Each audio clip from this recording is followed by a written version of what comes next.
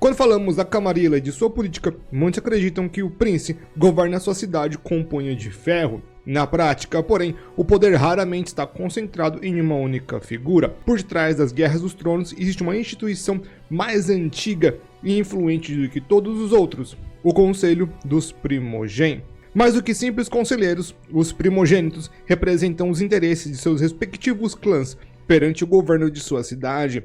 Eles participam de decisões políticas, moldam costumes locais, negociam alianças e frequentemente exercem influência suficiente para limitar ou até mesmo desafiar a autoridade do príncipe. Dependendo da cidade, o conselho pode ser apenas uma formalidade ou a verdadeira força que domina o governo nos bastidores. Este é um dos cargos mais polêmicos e interessantes de todo o Vampiro à Máscara. Por isso, hoje nós daremos uma olhada nos primogênitos como seres e também no conselho da primogênita. Vamos começar do que é um primogênito, no singular. O primogênito é uma das figuras mais antigas, ou um dos cargos mais antigos, predatando até mesmo a própria Camarilla. Antes do tratado que deu início à Camarilla, os primogênitos eles já eram os representantes dos seus clãs em suas cidades. Quando a Camarilla foi instituída, este cargo permaneceu basicamente na mesma função, porém agora abaixo do príncipe. Em forma simples e básica, o primogênito é isso, é o representante do seu clã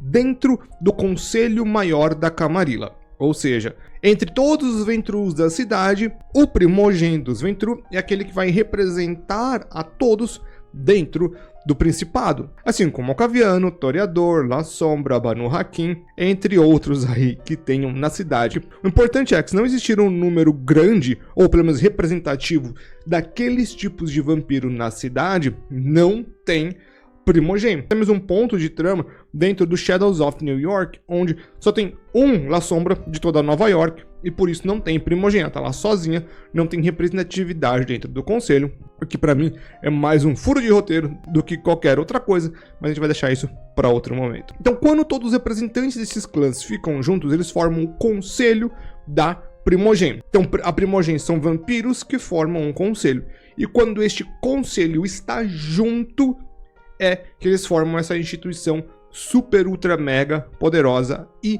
importante. Então você deve pensando, então se eles fazem tudo, são tão importantes, por que eles precisam do príncipe?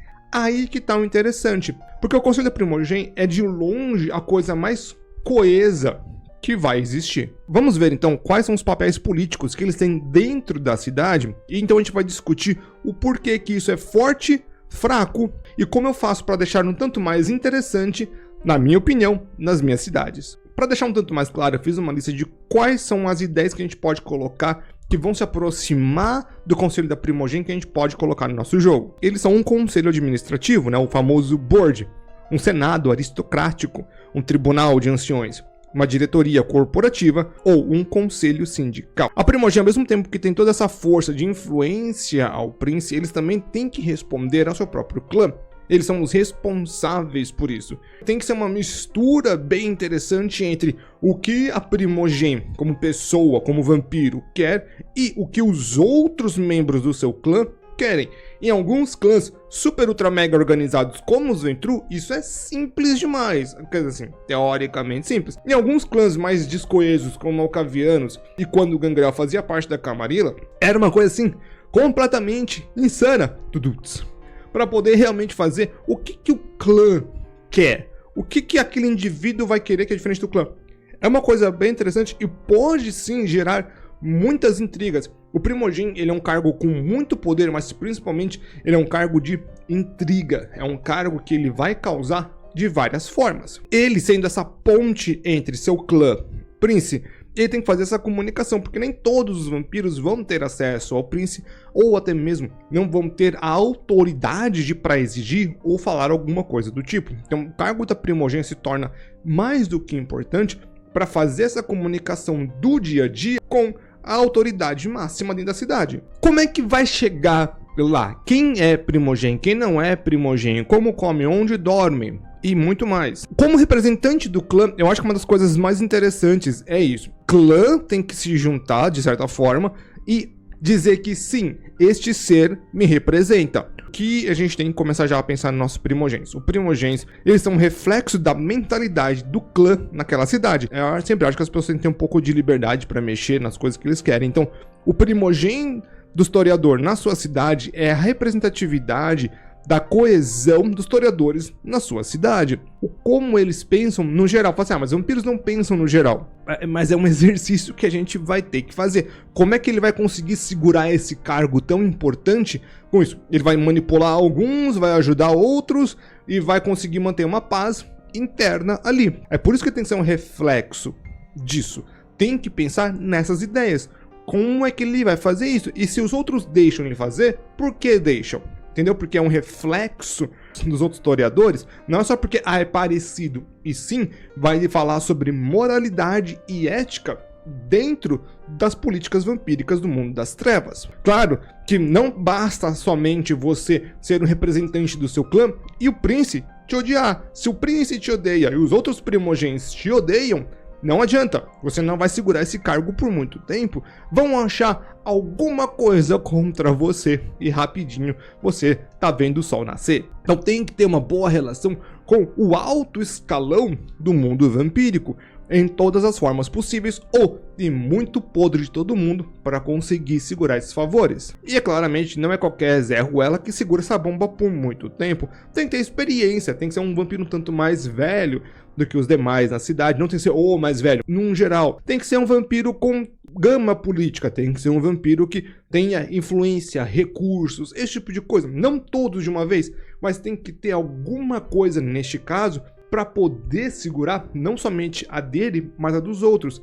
Ele vira uma peça importante e, querendo ou não, mexeu com a primogênita e mexeu com o clã. Só que ao mesmo tempo, se o primogênito é mal visto, o clã pode se tornar mal visto. Quando a gente fala sobre esses grandes patamares da política vampírica dentro de uma cidade, a pergunta que fica é qual a relação com o príncipe e como é que pode ser influenciado. O príncipe com a primogênita, seja tanto o cargo quanto o conselho, tem vários jeitos que a gente pode colocar na mesa. Não vai ter um jeito certo, na verdade. Tudo vai depender do que você quer fazer e de como você vai entregar essa trama. Se você coloca um príncipe fraco e que na verdade quem controla a cidade é a primogênita, tem muita trama interessante para ser feita desse jeito. O importante é sempre o porquê que ficou desse jeito, como é que chegamos nesse estado e quem é que vai tomar vantagem em pouco tempo. Se temos um príncipe muito forte, uma primogênita que simplesmente fala amém, como é que todos os outros clãs chegam naquele estado e falam, não, tudo bem, o nosso primogênito é só um pau mandado da príncipe? Ou até mesmo todo mundo tá num nível de igualdade? Tudo isso vai ser importante para sua cidade, você tem outros jeitos de fazer. Então essa relação do príncipe com o conselho e com os indivíduos vai ser determinante.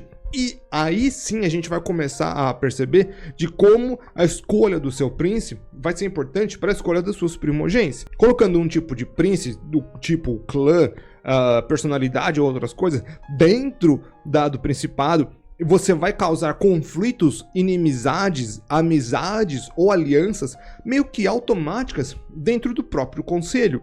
Você vai ter que colocar esse tipo de coisa para frente. Isso vai se tornar uma grande coisa.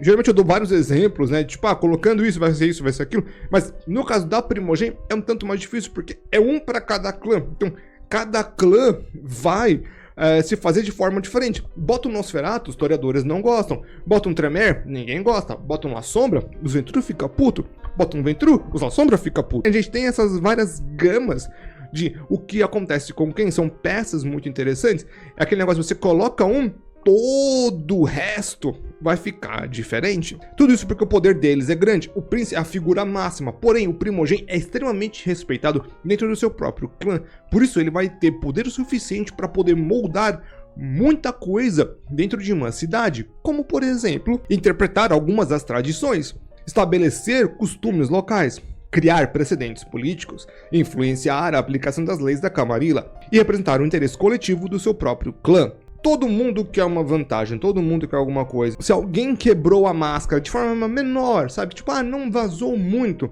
E o primogênito precisa daquele grupo, precisa daquela cota, ele precisa daquele indivíduo, ou sei lá, tem algum plano maluco, ele vai ter que forçar a barra e vai ter que conseguir o conselho da primogênita para ficar também ao seu lado. Só que assim, como é que a gente vai chegar no primogênito e falar: e aí, senhor primogênito, o que você tá fazendo hoje? É um tanto complicado, é um cargo alto e você precisa de um pouco mais de tempo para conseguir realmente pedir coisas pro primogênito, fazer outras coisas por ele. Por isso que existem alguns cargos abaixo do primogênito, do quais nós podemos nos aproveitar. Uma coisa interessante, porque eu acho que muitos dos cargos altos da Camarilla, assim como o príncipe, deveriam ter outros cargos sempre acoplados a eles. Tipo, vampiros que estão usando ali da importância e da influência desses vampiros para ganho próprio, ou até mesmo por questão de sobrevivência. Eu vou fazer um outro vídeo apenas sobre esse tipo de cargos aí mais interessantes.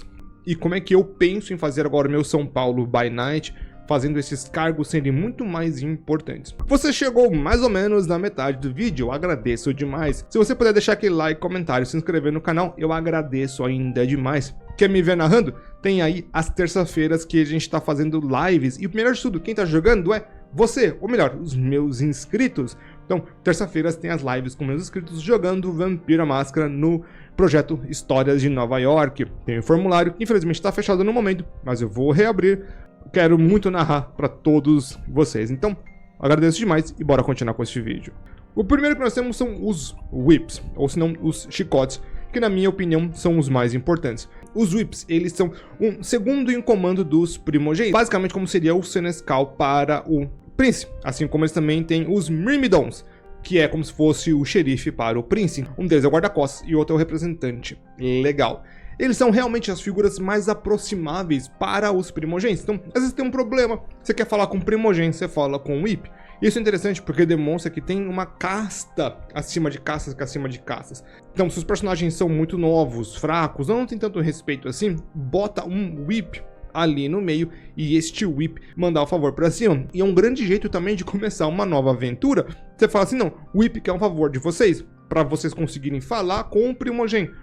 Pronto, a gente tem aí já camadas e camadas de aventura, de erros que podem ser cometidos, entre outras coisas. Particularmente, eu deixo os whips um tanto mais independentes. Eu faço com que os whips sejam coordenadores. Eles sim respondem aos primogênitos, eles sim são encarregados diretos deles, porém não são secretários dos primogênitos. Como eu disse, é mais para um senescal mesmo. Eles têm um grande arbítrio, eles têm um grande controle e é um cargo importante dentro da Camarilla. Eu faço com que eles fiquem um pouco mais soltos do que os primogênitos, ao mesmo tempo que sim tendo um espaço próprio. E os myrmidons eu não uso na minha cidade atual, que é o New York by Night, não é a cidade perfeita ainda. É sempre uma evolução que a gente vai fazer.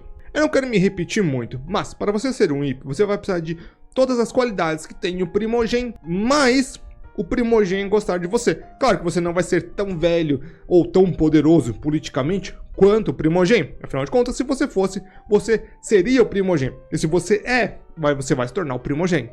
De novo, se tornando já um grande jogo político dentro de toda a cidade. Fora esses dois cargos, ainda temos o escriba, que é basicamente assim, o secretário total, steward, quem vai organizar as coisas, tudo mais. Então, eu deixo mais isso como carniçais. Então, pra mim, todo vampiro importante tem apenas 2, 3 carniçais ali que ele deixa e vai fazendo essas coisas. Não precisam ser cargos vampíricos, na minha opinião. O Myrmidon eu acho que sim precisa ser um cargo vampírico, mas os outros eu acho que já podem ser mais pros carniçais. Ainda que sejam cargos oficiais da Camarilla, eu acho que tem um limite do que um vampiro vai se tratar a fazer. Ao menos que deva muito para esse primogênito. Agora, vamos falar sobre poder político real para se tornar o Conselho das Primogênitos. Por que que eu sempre acho que o Conselho da Primogênito e os primogênitos, eles são um pouco inflados na comunidade? Na minha opinião, e também é tipo um hot take, né? Porque eu acho que os primogênitos deveriam ser menos importantes do que eles são de verdade. Já tá claro as coisas? Ok, vamos lá. Me ouve. Eu gosto muito do primogênito, acho que é um cargo muito interessante, mas eu acho que, na verdade, tem muito cargo muito alto e que eu dou uma pequena modificada na minha cidade. Eu sei que essa numeração não existe, mas para mim o primogênito é um cargo 3.5. Só sei que tem 3 ou tem 4. Sei disso, ele fica mais pro 4, mas para mim ele é um 3.5. Os cargos 4 na minha cidade, na verdade, é o senescal e o xerife. A mão direita, a mão esquerda de Deus ou do príncipe. Neste caso, eu deixo eles como cargo 4. E o primogênito como indivíduo 3.5 e o Conselho da Primogem como 4.5. Espero que faça sentido. Isso tudo para deixar a camada de poder um tanto mais interessante. Primogem ainda é um cargo importante, ainda é um dos maiores cargos da cidade, ainda é um cargo que todo mundo baba, ou se treme, ou os dois, porém fica um tanto mais interessante. Tem uma escalada de poder quando se fala do Primogem e do Conselho da Primogem. Só que o Conselho da Primogem tem uma grande falha, que pouco eu vejo as pessoas falando. O Conselho da Primogem raramente vai ser uma coisa coesa, por um único motivo. Primogem são os representantes de cada clã, ou seja, a gente vai ter que ter numa mesma reunião, no V5, o Primogem, vamos pensar numa cidade que tem todos os Primogens, o Primogem dos Ventru, concordando com o Primogem dos La Sombra e do Banu Haqim ao mesmo tempo, para ter alguma coisa, tipo, vamos passar esse julgamento aqui, todo mundo de acordo? Metade da sala levanta a mão, outra metade da sala não levanta a mão. Chegar num acordo unânime com a Primogem deve ser um inferno para você conseguir manipular eles. Não manipular eles, mas para você conseguir um favor. Imagina que só que tem alguma coisa que precisa do acordo do príncipe com a Primogem. O príncipe quer fazer alguma coisa e a Primogem vai estar no caminho. Como é que o príncipe vai conseguir o favor de todo mundo? Não, todo mundo precisa dizer sim para isso. Vai ser o inferno, porque se o príncipe passa por cima da Primogem, lembrando que eles têm sim o cargo e a autoridade, como o conselho, para começar uma retirada de príncipe. Nenhum príncipe inteligente o suficiente vai ir contra totalmente a vontade da sua Primogem, e nenhuma Primogem inteligente o suficiente vai ir sempre contra o seu príncipe. É um problema, é a zona morta da Primeira Guerra Mundial. Onde é que a gente vai ir? Esse empate técnico entre as partes. Então, pensa nisso. A Primogem é formada dos vampiros mais diferentes. Uma cidade, ela pode até ter uma ideia, uma vibe parecida. Quem mora numa certa zona vai se comportar de um jeito X, no geral.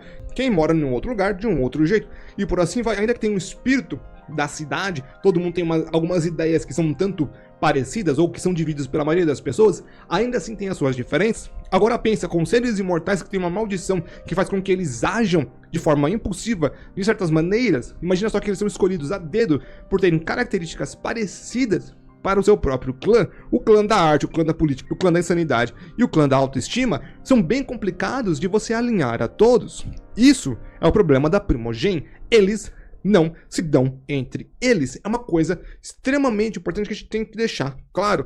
O Conselho da Primogem é sim, na minha opinião, a coisa mais perigosa dentro de uma cidade. Porém, eles são a organização mais desorganizada que existe dentro de uma cidade. Para pensar nisso. Quando eu divido o poder da Primogem desse jeito 3.5, 4.5, o que eu faço com eles? Eles ainda assim são poderosos. Na prática, o Senescal e a Xerife, eles são mais importantes, no meu ver, por causa da ligação direta com a Príncipe e porque são nomeados diretamente por ela. Na prática, isso quase não faz diferença, é mais para ter uma diferenciação de quem vai poder dar ordem e quem não vai poder dar ordem e aonde. Isso, sim, é o extremo importante. A Primogem é um conselho extremamente influente e importante, uma figura central para o clã do Vampiro à Máscara, e ainda que algumas vezes, em alguns lugares, o primo possa ter representantes do Sangue Fraco ou outras coisas dentro do Conselho da Camarilla, não tem o mesmo poder político. Esses são os cargos mais aleatórios que a gente vê por aí. Esse vídeo aqui foi o que eu menos dei exemplos práticos na questão de o que cada clã coloca, mas eu vou repetir então uma parte que é o representante do clã. Então você tem que fazer o Primogem para fazer esse reflexo do clã. É um tanto complicado. Se alguém tiver alguma pergunta, deixa aí nos comentários que eu vou tentar responder o melhor possível. Talvez quando eu for fazer os vídeos dos clãs, eu fale um pouco mais sobre como fazer Primogem para os clãs. Esse aqui era mais uma visão geral dos Primogens. Este aqui vai ser o último do tipo, vamos colocar assim. Eu vou fazer de outros cargos, mas vai ter tem um bando de cargo menor ainda que eu quero falar, e tem uns cargos alto escalão. Mas eu acho que terminamos aí as cortes básicas. Então, esse aqui vai ser o último que eu vou falar dessas cortes aqui, e depois vai ter algumas outras surpresinhas aí, tá bom? Muito obrigado.